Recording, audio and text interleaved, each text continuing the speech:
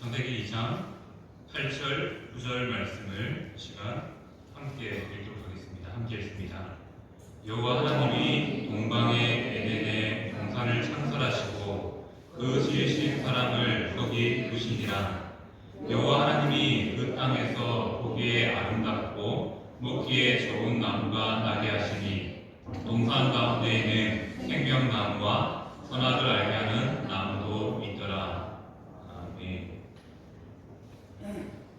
지난주에서 계속해서 언약에 대한 이야기를 한번 살펴보고자 합니다. 우리가 살면서 약속을 참 많이 하지요. 그리고 이런 경험들이 많을 겁니다. 분명히 몇 시 어디서 만나자고 했는데 안 나오는 거예요, 상대방이. 그래서 기다리다가 결국 만나지 못하고 돌아갔던 경험도 아마 여러 번이 있을 겁니다.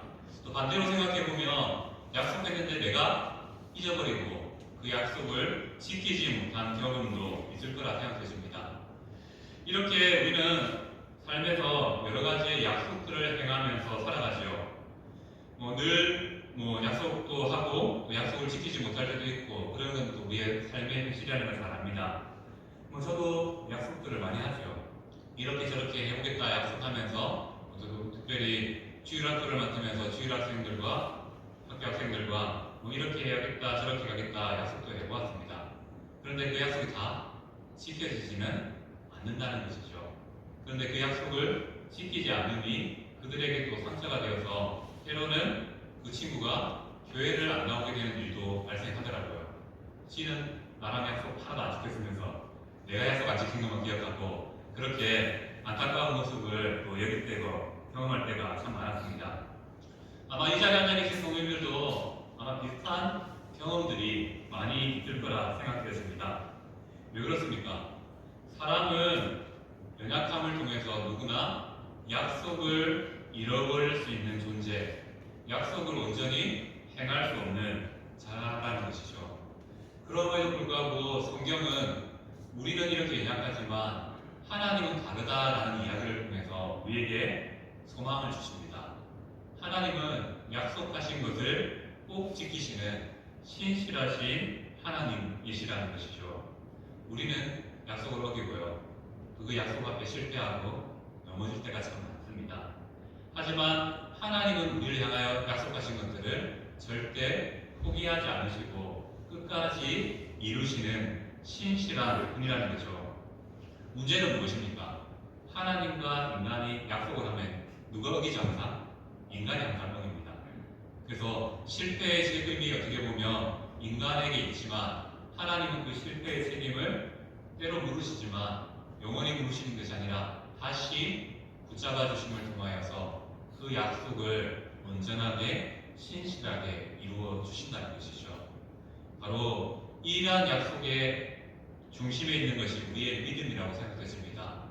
우리는 예수님을 믿습니다라고 고백했을 뿐인데 가끔은 또 하나님을 모르는 일들, 제약들을 행하면서 넘어지고 실패하는 일들을 행하지만 그럼에도 불구하고 하나님은 나의 믿음의 고백을 기억하여 주셔서 그 믿음만 꼭 붙잡고 가시는 거죠. 여기까지요. 우리가 영원한 생명을 얻을 수 있는 그 자리까지. 바로 이것이 믿음과 언약이 우리에게 주는 교훈 중에 하나라는 것이죠.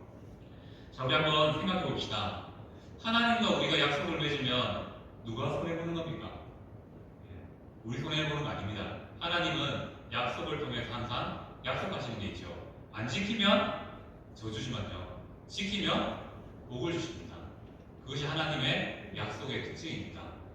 항상 하나님께서 우리에게 복을 주시기 위해서 약속하시는 것이죠. 그런데 문제는 무엇입니까? 인간은 항상 그 약속의 복을 온전히 누리지 못한 채 실패하는 자라는 것을 말씀하고 있습니다. 그러한 우리에게 하나님께서는 약속하십니다. 어떻게 해요? 언약이라는 이름으로 약속하시죠. 아브라함과 언약을 맺을 때 하나님이 어떻게 하셨던 거 기억납니까? 동물을 쪼개놓고 하나님이 그 사이를 지나가십니다. 어떤 의미입니까? 약속을 지키지 않으면 내가 이 짐승처럼 죽겠다, 쪼개진다라는 것을 의미합니다. 하나님은 그렇게 하실 필요가 없는 분입니다.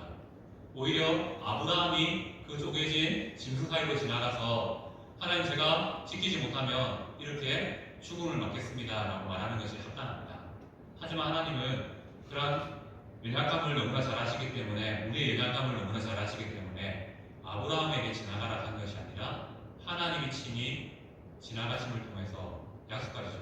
너는 못 지켜도 나는 끝까지 이 약속을 지키겠다라고 말씀하시는 것입니다. 이렇게 인간은 약속을 어길 때도 많습니다. 그럼에도 하나님은 약속을 신실하게 지켜주신다는 것이죠. 그 신실함의 약속의 증거가 바로 예수님을 이 땅에 보내주심을 통하여서, 우리의 믿음을 통하여서 영원한 생명을 얻게 되는 은혜를 베풀어 주셨다는 것이죠. 언약은 어떻게 보면 강제적인 것 같지만 아닙니다. 하나님이 우리와 맺은 약속 언약은 바로 은혜의 산물이라는 사실을 우리에게 알려주는 것이죠.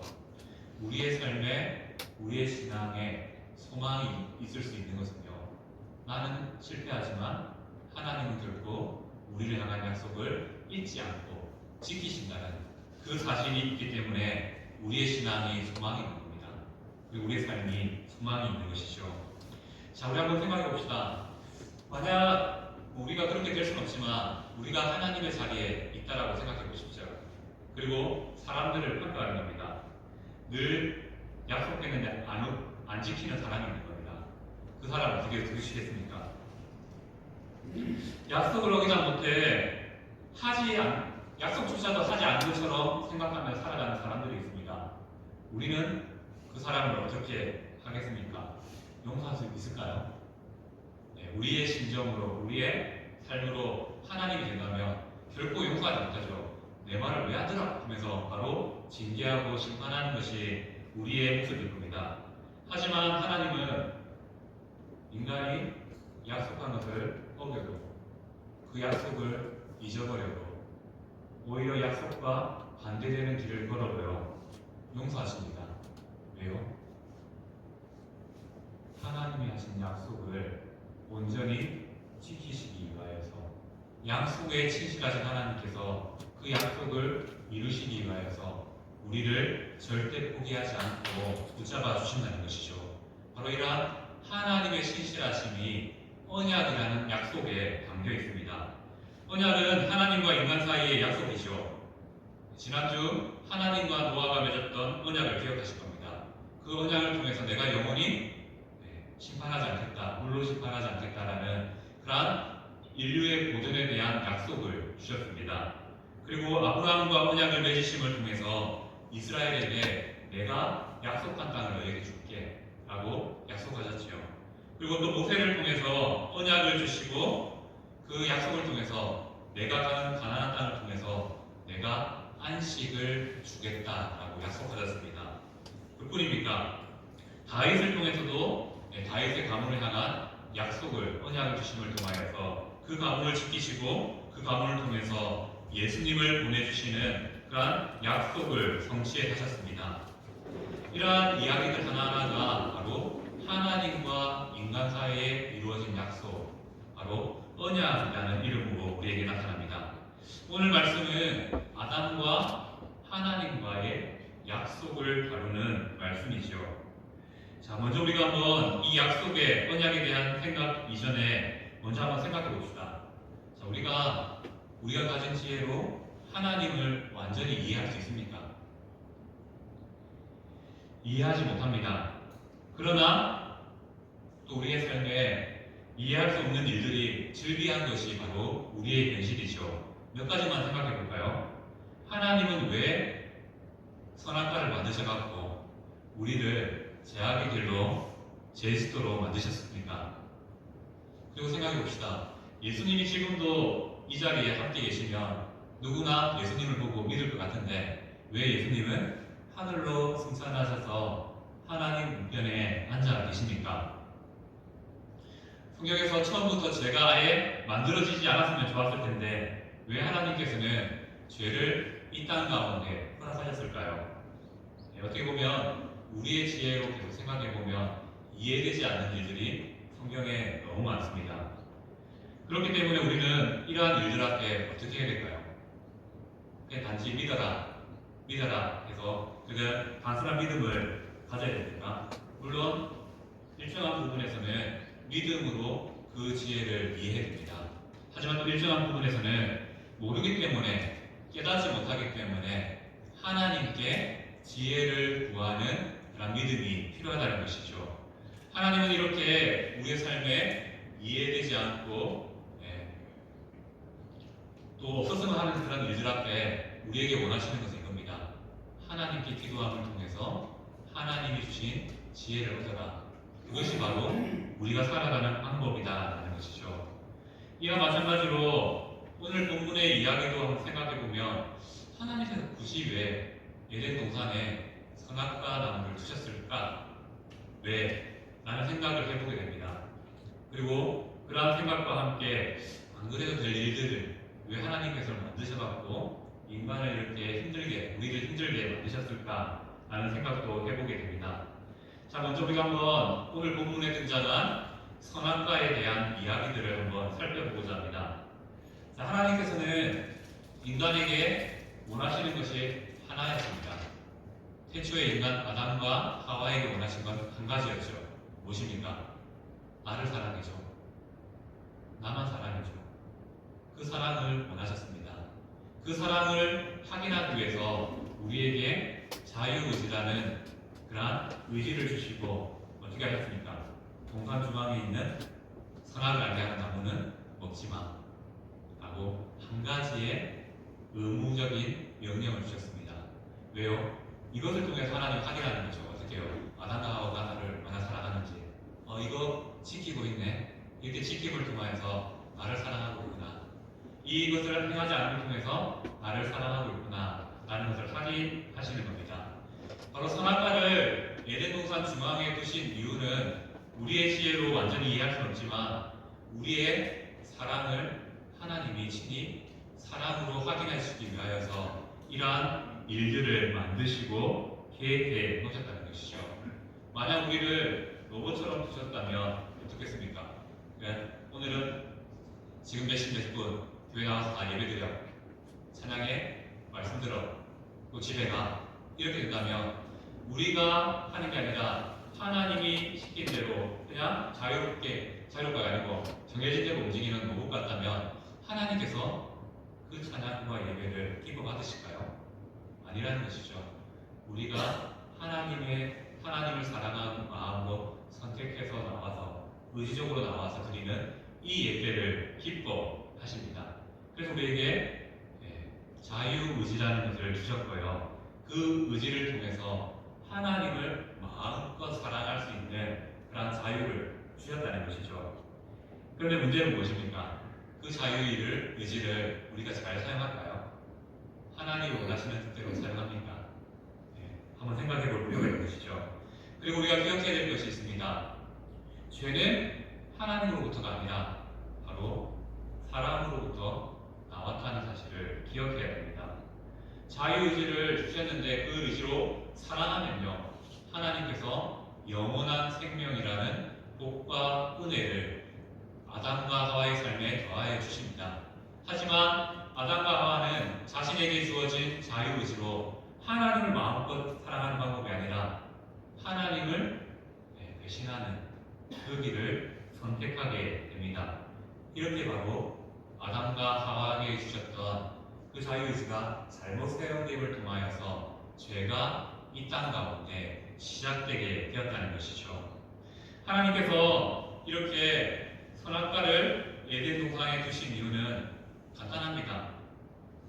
우리의 사랑을 더욱 빛나게 하시려고, 우리가 그 하나 지킴을 통하여서 하나님의 영광을 위해 사는 삶을 살게 하시려고 그렇게 하셨다는 것이죠.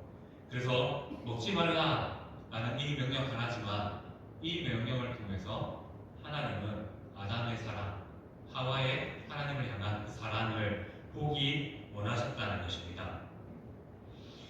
하지만 안타까운 것은 우리가 잘 알다시피 인간은 하나님이 원하시는 선택이 아니라 하나님이 하지 말았으면 했던 그 일을 선택하게 됩니다. 그렇게 죄가 시작되게 된 것이죠.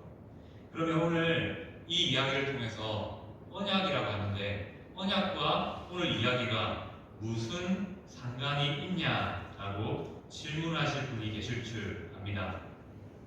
왜냐하면 아담의 이야기를 보면요, 언약이라는 단어가 한 번도 나오지 않습니다. 하나님께서 세상을 만드시고 아담을 두시고 나서부터 아담이 죽을 때까지 언약이라는 단어가 성경에 등장하지 않습니다. 그럼에도 불구하고 저는 오늘 생명과 사망의 언약이라는 제목으로 오늘 말씀을 읽고 있습니다. 자, 창세기에는 아담의 이야기 속에 언약이라는 단어가 나오지 않습니다. 하지만 뒤로 가면 호세아서 보면요, 6장 7절 말씀에 이런 말씀이 있습니다. 아담처럼 언약을 어기고 라는 표현이 등장합니다. 바로 아담과 하나님 간의 이 약속이 언약이었다는 것이죠. 이 언약이었다는 사실을 우리에게 알려주고 있는 것입니다. 그리고 아담과 하나님의 언약을 통해서 하나님의 약속이 무엇인지를 한번 살펴보고자 합니다. 창세기 2장 16절 17절 말씀은 이렇게 기록되어 있죠. 우리 함께 읽도록 하겠습니다. 함께 읽습니다.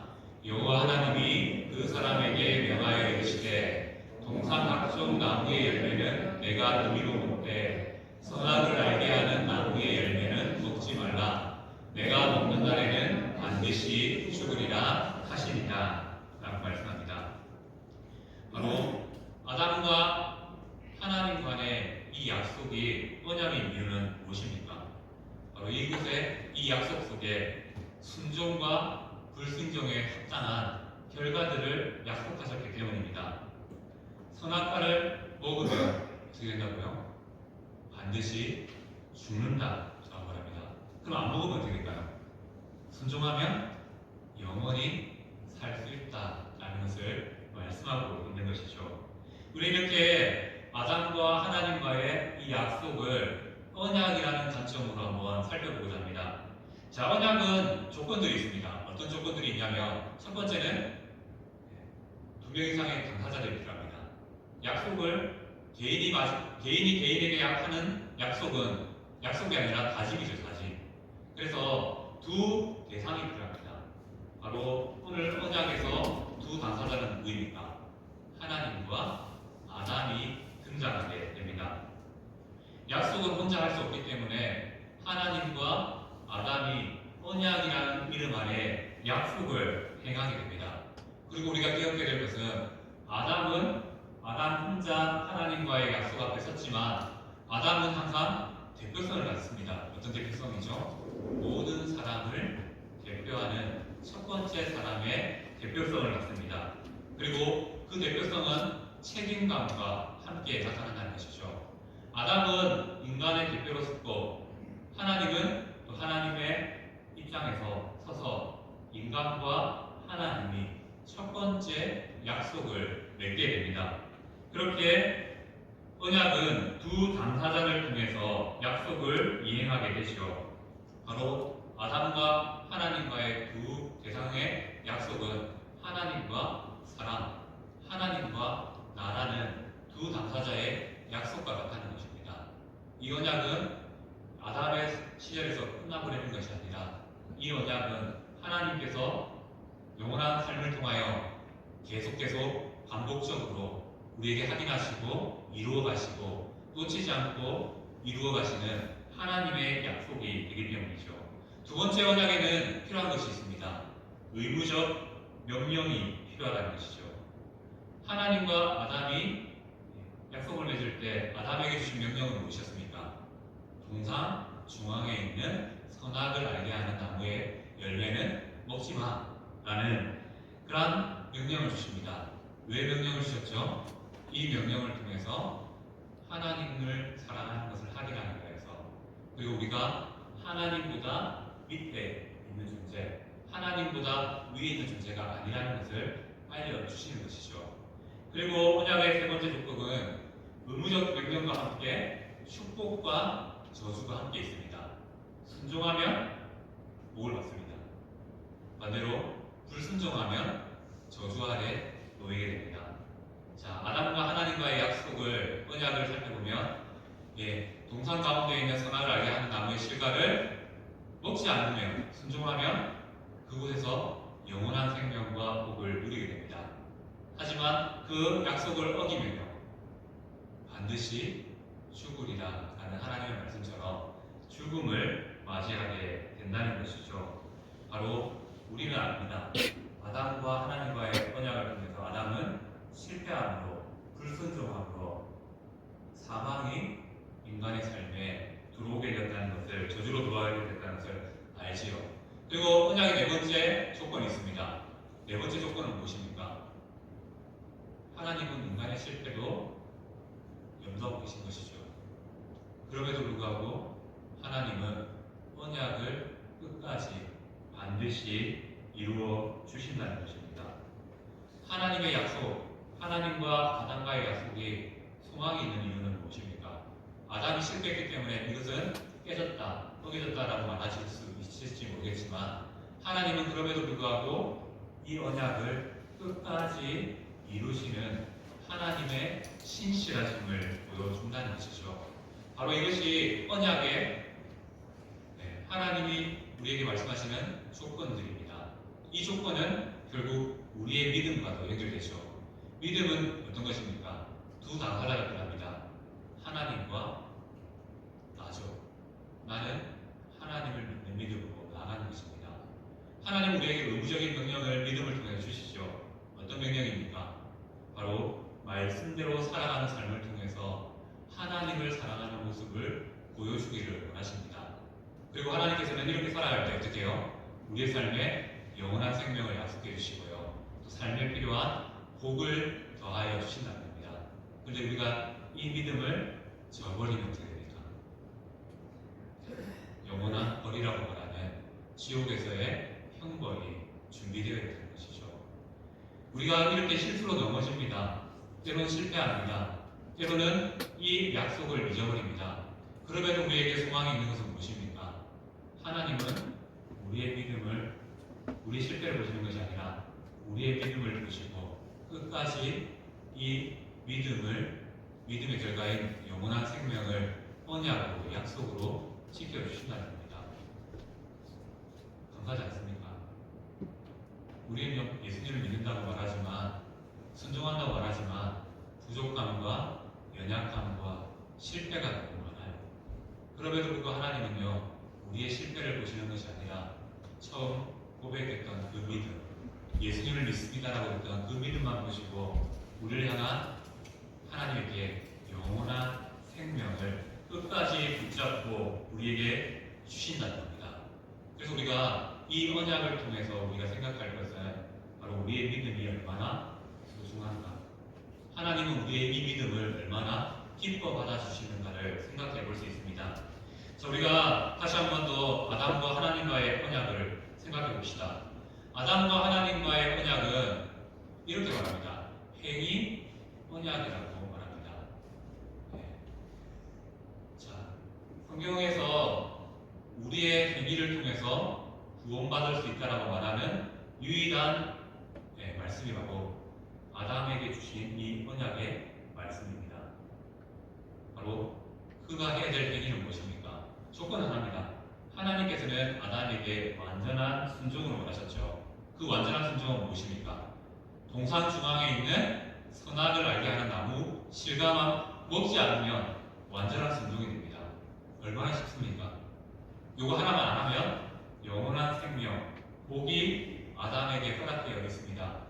그래서 순종하면 생명, 복을 누립니다. 하지만 반대로 불순종하면 어떻게 됩니까? 반드시 죽으리라라고 말씀합니다. 자, 이렇게 하나님께서는 아담과 행위를 통한 구원에 대한 언약을 맺으셨습니다. 그런데 아담이 성공했나요? 실패했나요? 이 언약에 실패했습니다. 이 말은 무엇입니까? 우리가 선한 행동을 통해서 구원받을 수 있습니까? 불가능합니다. 우리는 예수님의 은혜 없이는, 예수님을 믿는 믿음의 은혜 없이는 결코 구원받을 수 없다는 것입니다. 하나님께서는 아담의 행위 언약의 실패를 통해서 이 언약을 행위 언약이 아니라 다시 바꾸죠. 은혜 언약으로 바꿉니다. 바로 우리의 행위를 통해서, 순종을 통해서, 선한 삶을 통해서 구원하시는 것이 아니라 예수님을 믿는 그 믿음, 그런 일반적으로 주시는 그 은혜를 통해서 우리를 구원하신다라고 약속하시는 것이죠. 아담이 타락하기 이전에는 이 행위 언약이 맞았습니다. 아담은 요것만 지키면 영원히 삽니다. 하지만 아담은 실패했습니다. 그래서 그 실패로 말미암아 이 언약은 어찌 보면 깨지게 된 것이죠. 하지만 하나님은 신실하심으로 이 언약을 이루어 가십니다. 어떻게 해요? 더 이상 행위 언약이 아니라 은혜 언약으로 바꾸어 주셨다는 것이죠. 자, 오늘 제가 말씀의 제목을 사망과 생명의 언약이라고 말씀드렸습니다. 이렇게 지은 이유는 무엇이겠습니까? 바로 우리의 삶에 하나님께서 은혜의 약속을 주셨다는 것을 강조하기 때문입니다. 그리고 이 약속은요, 아담의 시절에서 끊어진 것이 아니라 지금 후대에 믿고 있는 우리에게도 이어지는 하나님의 약속이 되기 때문이라는 것이죠. 우리는 이 약속을 통해서 알 수 있습니다. 천주교에서는, 그리고 또 기타 또 감리교 쪽에서는 행위에 대한, 선함에 대한 행위를 강조합니다. 그리고 그것이 구원의 조건처럼 말하는 경우도 있습니다. 하지만 성경은 분명히 우리가 행위로 구원받을 수 없다는 것을 아담의 이 한 가지 명령을 지키지 못하는 모습을 통해서 설명하고 있고 말씀하고 있습니다. 그리고 이 한 가지의 행동이 원죄가 되어서 인간에게 계속 이어진다는 것이죠. 이것은 무엇을 의미합니까? 제가 에덴 동산에 있었어요. 아담처럼 넘어질 수밖에 없다는 겁니다. 우리가 그 한 가지 명령도 지킬 수 없는 연약함이 우리 가운데 있다는 것이죠. 인간의 대표로 아담이 있었다는 것은 무엇입니까? 나도 거기서 있으면 넘어진다는 것을 의미합니다. 결국 모든 인간은 행위로서, 순종으로, 선한 행위로서 구원받을 수 없다는 것이죠. 하나님이 택하시고 은혜 주셔야지만 구원받을 수 있다는 것입니다. 이렇게 하나님께서는 동산 중앙에, 에덴 동산 중앙에 생명나무와 사망나무를 두심을 통해서 영원한 생명을 얻으려면 순종해야 돼 라는 사실을 말씀하고 계십니다. 바로 우리에게는 이 순종을 어떻게 해석될 수 있겠습니까? 믿음으로 살아가는 삶을 원하시는 것이죠. 그 믿음으로 살아가면 우리의 삶에 영원한 생명과 복이 약속되어 있고요. 약속의 신실하신 하나님께서 계속 우리의 삶을 통해서 이루어 가실 겁니다. 어떻게 해요? 복을 더해 주시고 또 책임져 주시고 끝까지 인도해 주시는 사람으로 말이죠. 그래서 우리에게 오늘 이 말씀을 통해서 우리가 필요한 기억해야 될 것은 아담은 실패했지만요, 하나님은 그 실패를 은혜의 언약으로 바꿔 주심을 통해서 우리를 은혜로 구원해 주십니다. 우리는 이 은혜의 은혜에 대한 언약 확인을 어떻게 할 수 있다고요? 순종. 어떻게 해요? 믿음의 순종. 내게 주신 믿음을 통해서 이 약속이 나를 구원해 주시고 나를 복 주시고 나를 책임져 주신다는 그 확신을 가질 수 있다는 것이죠. 하나님은 이렇게 믿음을 통해서 영원한 생명과 복을 약속해 주시면서 우리에게 원하시는 것이 있습니다. 무엇일까요? 아담에게 선악과를 안 따먹는 이 행위를 통해서 하나님을 사랑하는 모습을 보여줘 라고 말씀드렸죠.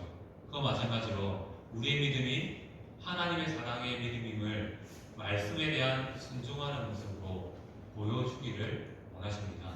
그리고 그렇게 하나님께서 우리의 삶에 영광을 받으시기 원하신다는 것이죠. 우리의 믿음이 헛되지 않기 위해서, 하나님 보시기에 헛되지 않기 위해서 필요한 것이 무엇이겠습니까? 바로 말씀을 기억하며 순종하는 삶을 통해서 우리는 우리의 믿음이 헛되지 않음을 하나님을 사랑하는 이 모습을 통해서 보여드려야 한다는 것이죠. 이렇게 하나님께서는 오늘 언약이라는 이 일을 통하여서 우리의 믿음을 요구하십니다. 그리고 이 믿음이 우리의 순종을 통해서 하나님의 영광이라는 이름 아래 빛나기를 원하신다는 것이죠. 사랑하는 성도님들, 우리가 믿는 이 예수님을 향한 믿음이 우리의 삶을 영원한 생명으로 인도하심을 믿으십니까? 하나님은 우리의 믿음을 따라 우리의 삶을 영원한 생명이 있는 그것까지 복을 주시며 또 지켜주시고 보호해 주심을 통해서 인도하실 것입니다. 이제 우리에게 필요한 것은 무엇이겠습니까? 이 믿음이 있으면요, 그 믿음에 합당한 하나님을 향한 사랑의 표현들이 나타나야 된다는 것이죠. 우리가 사랑한다고 더 많이 구원받고 그런 건 아닙니다. 하나님이 주신 구원은 믿음을 통해서 주신 하나님의 은혜일 뿐이죠. 하나님은 우리에게 순종을 통해서 너의 구원을 이루어라 아니고요, 순종을 통해서 믿음이 헛되지 않다는 것을 보여주기를 원하시는 것이죠. 그리고 더 사랑하는 모습을 원하시는 것입니다. 그 사랑이 바로 말씀에 대한 순종을 통해서 나타난다는 것이죠. 하나님은 순종을 통해서 바로 우리의 믿음을 보십니다. 그리고 복과 영원한 생명을 주신다는 것이죠. 자, 오늘 이 말씀을 통해서 오늘 주신 말씀을 정리해 보려고 합니다. 자, 우리는 아담처럼 너무나 연약한 존재입니다. 하나님이 말씀 하나만 줘도요, 그걸 못 지킵니다. 예수님을 믿어라, 그러면 구원을 주시겠다라고 말씀하시는데 이 믿음조차도 온전히 갖지 못하는 것이 우리의 연약함입니다. 그럼에도 불구하고 하나님께서는요, 우리에게 믿음을 주셔서 예수님을 믿습니다라는 이 고백을 통해서 바로 하나님과 우리 간의 약속을 체결해 주셨다는 것이죠. 그리고 그 약속의 결과로 우리에게 영원한 생명과 이 땅에 살면서 주시는 복을 약속해 주셨습니다. 우리는 그 믿음만 가지고요, 하나님이 주신 것들을 누리며 살아가는 겁니다. 그런데 그게 쉽지 않지요. 아담처럼 불순종을 하게 되고요, 실패하게 됩니다. 때로는 이 약속도 믿음도 잃어버린 채 살아가게 됩니다. 그리고 하나님이 없는 것처럼, 믿음이 없는 것처럼 살아갈 때도 있다는 겁니다. 그렇게 우리는 아담처럼 실패한 인생이었습니다. 그럼에도 불구하고 하나님은 어떻게 우리를 은혜로 부르셨습니까? 우리가 도무지 우리의 힘으로 구원받을 수 없다는 것을 아시고 예수님을 이 땅에 은혜의 증거로 보내주셨습니다. 그리고 그 예수님을 우리의 마음에 받아들이기만 하면요, 우리에게 영원한 생명과 복을 약속해 주셨고요, 그 믿음을 통해서 우리의 삶을 영원히 꽉 붙잡아 주겠다라고 약속하십니다. 지금 우리의 상황을 한번 생각해 봅시다. 아마 여러 가지 문제 앞에 마음이 어려운 분들도 있을 거고요, 또 여러 가지 상황 앞에 믿음이 계속 흔들리고 있는 분들도 계실 겁니다. 그리고 이렇게 해서 되겠나라는 생각도 들어질 겁니다. 그리고 내 삶을 보면서 도무지 소망이 보이지 않는다라고 말할 수도 있을 것 같습니다. 저라고 다르겠습니까? 저도 제 삶을 보면 답답합니다. 그래서 하나님께서 오늘 말씀을 우리에게 주신 것 같습니다. 이 삶을 보는 게 아니라 하나님의 약속을 믿으라고 말씀하십니다. 나의 믿음을 통해서 하나님은 나의 실패도 붙잡고 가신다, 나의 불순종도 붙잡고 가신다 라고 말씀하십니다. 그리고 그 실패를 그대로 방치하는 것이 아니라 다시 회복시켜 주심을 통해서 우리의 인생이 복과 생명의 자리로 옮겨주겠다라고 하나님 친히 약속하셨습니다. 다 은혜이지요. 바로 하나님께서 우리의 연약함을 하나님의 은혜로 채우심으로 우리를 구원하시고 영원한 생명과 복을 약속하셨습니다. 지금 우리의 삶은 조금 주저앉아 있을 수도 있고요, 나약해져 있을 수도 있고 흔들릴 수도 있습니다. 하지만 다시 한 번 더 오늘 말씀을 통해서 하나님이 주신 약속은 무엇입니까? 우리 믿음과 하나 때문에 하나님이 우리의 인생을 꼭 붙잡고 책임져 주겠다. 그러니까 염려하지 마. 내가 회복해 줄게. 두려워하지 마. 내가 책임져 줄게. 너 절대 포기하지 않았다. 하나님은 우리의 삶을 꼭 붙잡고 계신다라고 말씀하십니다. 이것이 바로 언약에 담긴 하나님의 사랑이고요. 하나님의 신실하심입니다. 이 시간 간절한 소망은 우리의 삶에 하나님의 신실함이 나타나서요. 우리의 실패와 우리의 불순종과 우리의 나약함이 하나님의 은혜로 다시 세워지기를 축복합니다. 그리고 그 축복의 은혜를 가지고 참한 복됨을 가지고 또 기쁨을 가지고 행복을 가지고 남은 인생 하나님의 인도 아래 거할 수 있는 그런 복이 가득 넘치기를 다시 한 번 더 축복합니다.